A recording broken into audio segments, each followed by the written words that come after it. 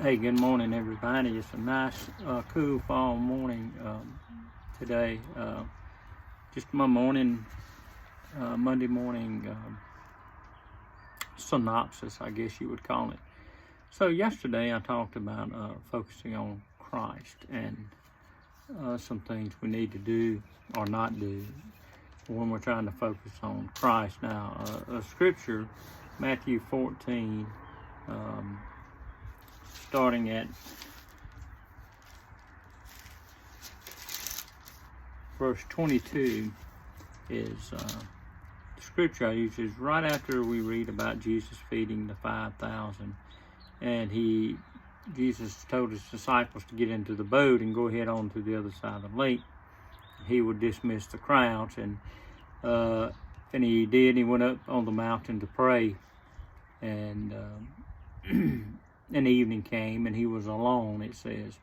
Meanwhile, the boat with the disciples in it was fighting a strong headwind. It was being battered by waves. A storm had came, and they were already way out by land. And it said early in the morning, Jesus came to his disciples walking on the water. And it's a familiar story we read. And, they were scared. They thought he was a ghost, and they were so frightened they screamed. And I think one point we need to look at too is these were grown men who were fishermen who dealt with storms on the water and who had this was their profession, and that tells you how bad the storm must have been for them to be afraid. And Jesus told them, said, "Don't be afraid."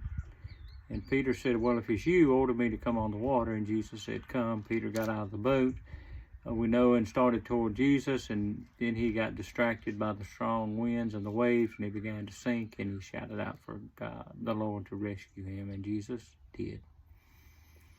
And then Jesus talked to him, said, you have little faith. Why did you start to have doubts? And then Jesus got into the boat and the wind settled down. So here's the thing I really want to touch on this morning. One thing we have to realize, there are three things that can't be a part of your life as a Christian if you're trying to focus on Christ. Those three things are this: fear, distractions, and doubt. You can't have them if you're trying to focus on Christ, because if you have them, you're gonna lose focus altogether. You're gonna not pay attention to the main thing.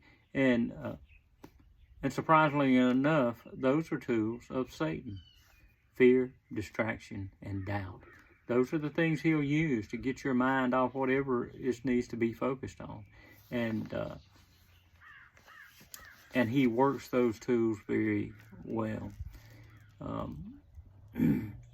So the first thing we see is the disciples were afraid. They were afraid of the storm, and then they were afraid when Jesus got there because they thought it was a ghost, and fear had set in. In our lives, so many things happen that we're scared about, that we fear. And Jesus has told us to not fear, to put our trust in him. So if we're going to focus on Christ, we've got to lose the fear we have of failure. We've got to lose the fear we have of what somebody's going to think about us as a Christian, and those kind of things. We cannot be afraid and follow Jesus. We have to be bold. And then distractions come, because here's the thing: what the devil can't destroy, he'll distract. So he'll get your mind on something else. I tell people all the time, the worst distraction in the world ever are the cell phones that we take. The one I'm recording this video on right now. Those kind of things, there's so much there that distracts you. I'm telling you, Facebook, Instagram, Reels, even messages and emails. I don't get any notifications on my phone. I get my regular text message and my regular phone calls. Everything else on my phone I check at my leisure, because I don't want those things going off and distract me. Because I'm going to be honest with you, if I start looking at Facebook Reels or maybe even go to TikTok and start scrolling through, man, I'll get so distracted, and I may be 20 or 30 minutes or longer watching videos and not even realize it. Distractions. If we're going to be focused on Christ, we've got to limit the distractions in our life that pull us away from focusing on Him. There's so many. When storms come in our life, some of the distractions are we have fear about the past. What did I do in my past that caused this storm to come upon my life? Or either we worry about the future. We'll say, gosh, am I ever going to make it through this and even have a future left in my life? The thing is, if we're going to keep our focus on Jesus, we've got to focus on the here and the now. We've got to be in the present. And in the present with Him, it's like this. And I hate to sound like a cliche, but you got to put your hand in the hand of the man from Galilee, and walk with Him, and not let anything distract you. And then we have doubt. He said to Peter, he said, why did you doubt? You have little faith. Why did you doubt? Peter doubted. You know, he knew that Jesus would sustain him or he wouldn't have ever stepped out of the boat. But then he got that distraction, and then he had doubts that Jesus really could sustain him. So what we have to do is erase all those doubts in our life. We need to know that Jesus is going to be there for us no matter what. And that He can sustain us. Matter of fact, He is the only one that can sustain us in the long term. He's going to supply our every need, whatever it may be. Now, will He supply all our wants? No, because sometimes we want things that are just selfish things. But doubts. When we look at doubts, sometimes as Christians, the devil will put those things in your mind like, do you really think that God forgave you of this thing you did back in 1970?